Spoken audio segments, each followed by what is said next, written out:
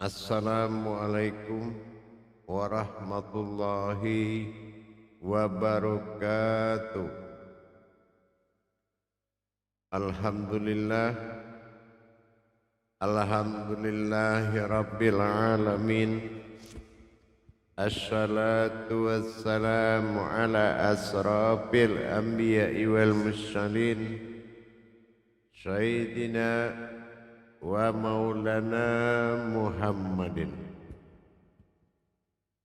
Ashhadu an la ilaha illallah wa ashhadu anna Muhammadar Rasulullah. Allahumma sholli ala sayyidina Muhammadun musyabihil wal ikram ya wal jalila wal ikram wa tahirin wal mujahidina amma ba'du. Ibadallah wa ittaqullah.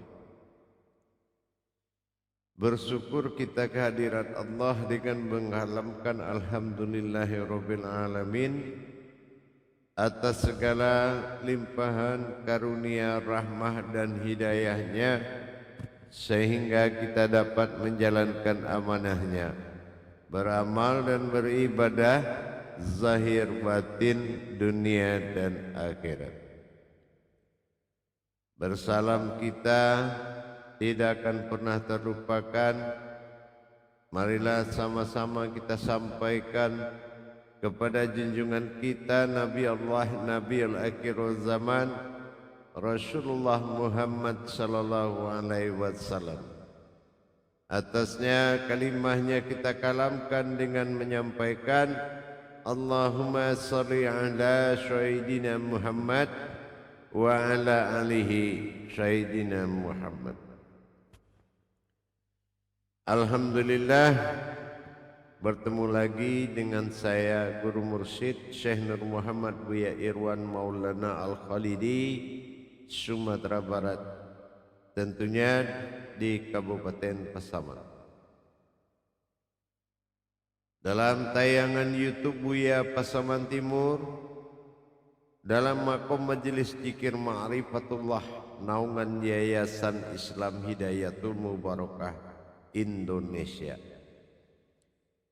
yang selalu berbagi wawasan dan ilmu pengetahuan, mudah-mudahan bermanfaat buat kita, meningkatkan ketakwaan kita, tentunya dengan belajar menuntut ilmu pada makom tauhid sirriyah dan tauhid gaibiyah. Para hadirin dan hadirat, kaum muslimin dan muslimat, jamaah dimanapun berada, rahimakumullah.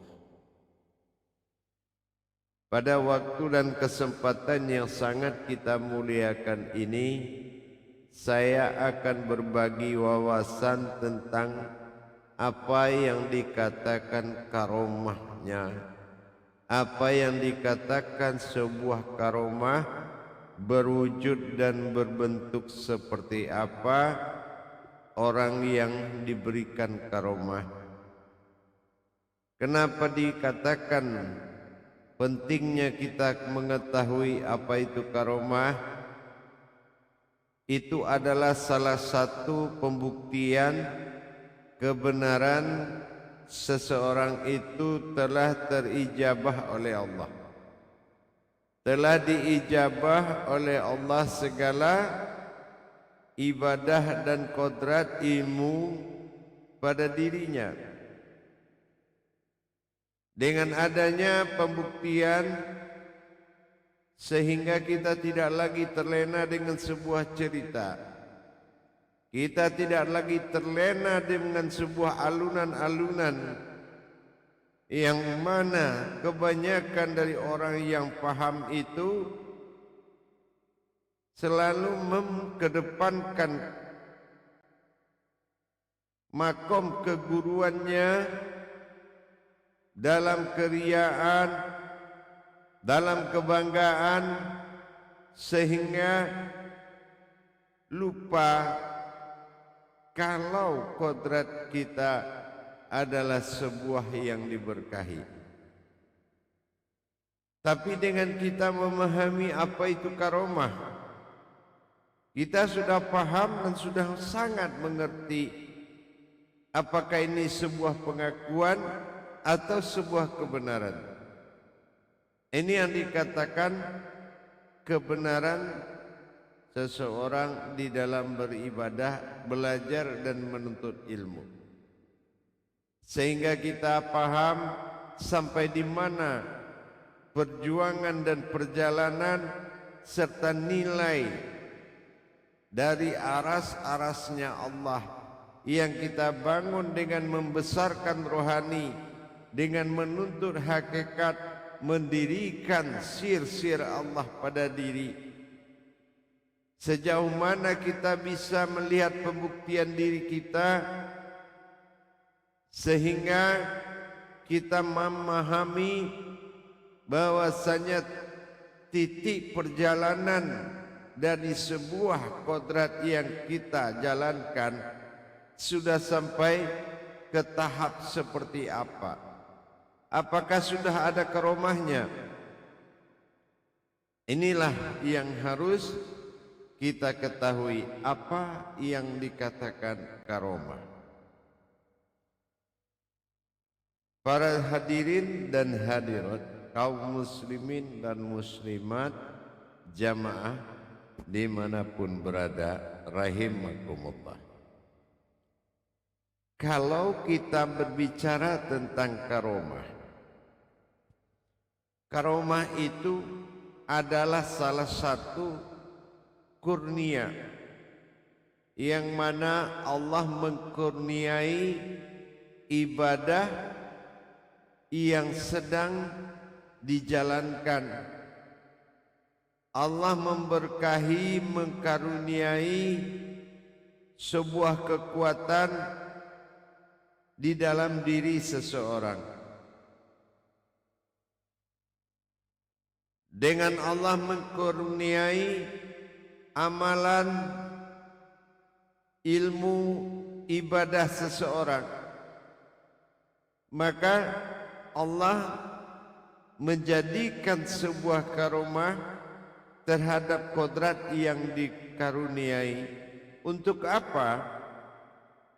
Untuk mengingatkan kepada semua umat tentang kelupaan dia kepada Allah, untuk menarik kembali kepada kebenaran Allah. Dengan adanya pengkaruniaan suatu ilmu di diri seseorang, maka orang itulah yang akan dijadikan sebagai alat bukti untuk menarik seseorang perhatiannya kepada Allah. Karomah itu terbagi beberapa hal. Seperti apa bentuknya karomah itu? Pada tahap pertemuan sekarang, saya akan menerangkan 3 macam bentuk perjalanan karomah Allah pada diri seseorang. Pengkaruniaan terhadap ilmu, kodrat, iman seseorang terhadap Allah. Allah karuniai dengan nama karomah. Dengan jalan syiarnya Allah melalui pengkaruniaan terhadap seseorang. Itu yang dinamakan karomah. Apa yang dikatakan 3 karomah? Bentuk karomah yang terjadi pada seorang yang dikaruniai. Pertama, karomatun al-muhabatun. Artinya, datanglah kerinduan, rindunya, datangnya sifat rindu kepada seseorang yang dikaromahi, yaitu dia dirindukan oleh orang banyak. terutama kepada musuhnya atau orang yang tidak menyukainya, maka datang kerinduan kepada orang, kepada dirinya yang dimusuhi. Ini menandakan apa? Kebencian sudah hilang di dalam hatinya. Kebencian pada sifatnya sudah dicabut oleh Allah. Maka semua orang yang mengenalinya, orang akan merindukan dia, terutama musuhnya atau lawannya. Nah, ini menandakan sudah terjadi karomah. Karomahnya apa? Allah telah mencabut sesuatu yang tidak Allah berkahi di dirinya, yaitu apa? Kebencian. Kenapa ya? Setiap orang bertemu dengan seseorang yang dia benci,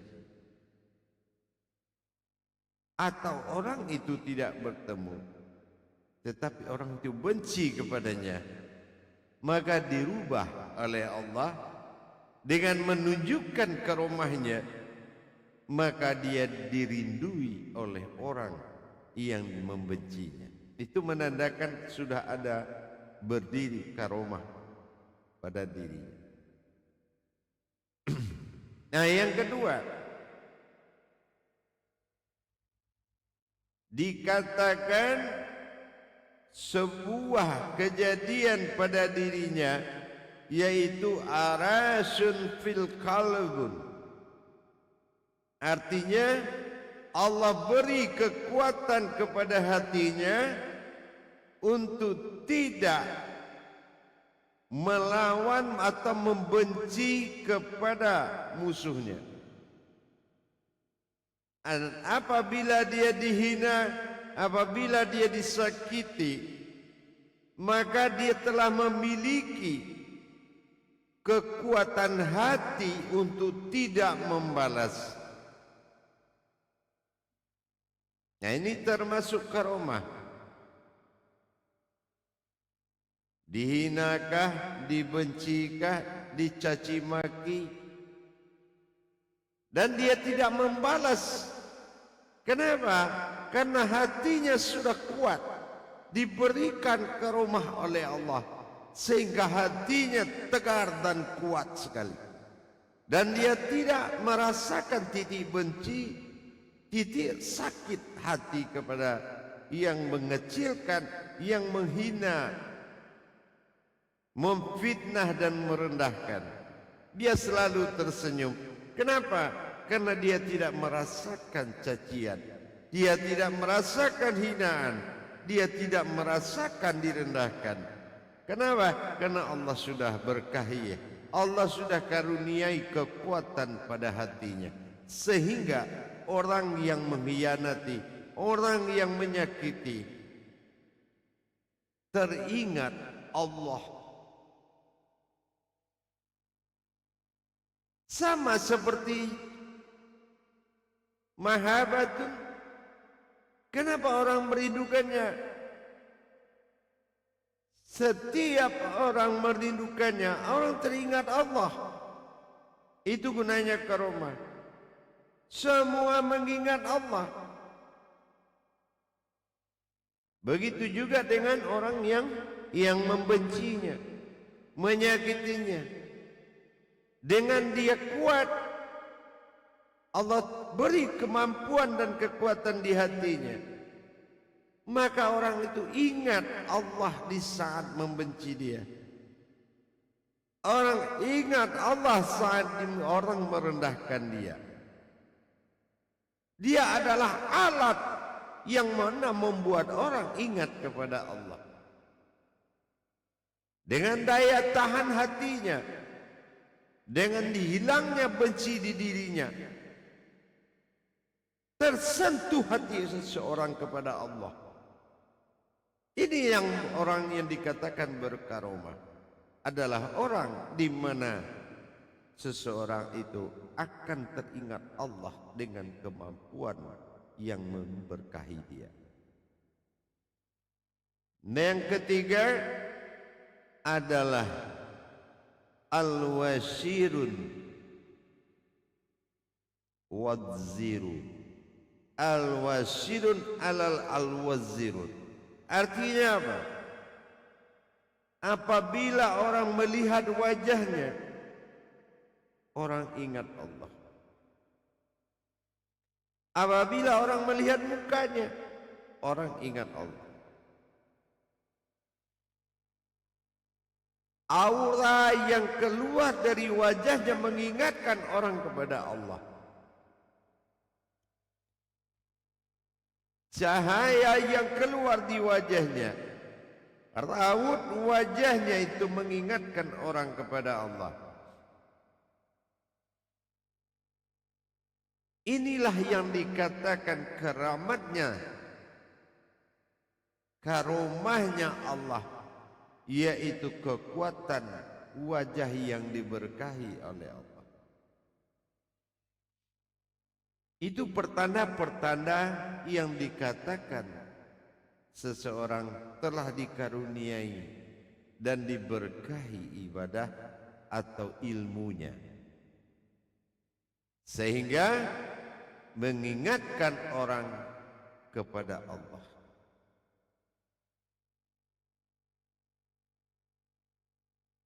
Sebagai wasilah, karomah itu dijadikan oleh Allah sebagai karomahnya untuk mengingatkan umat.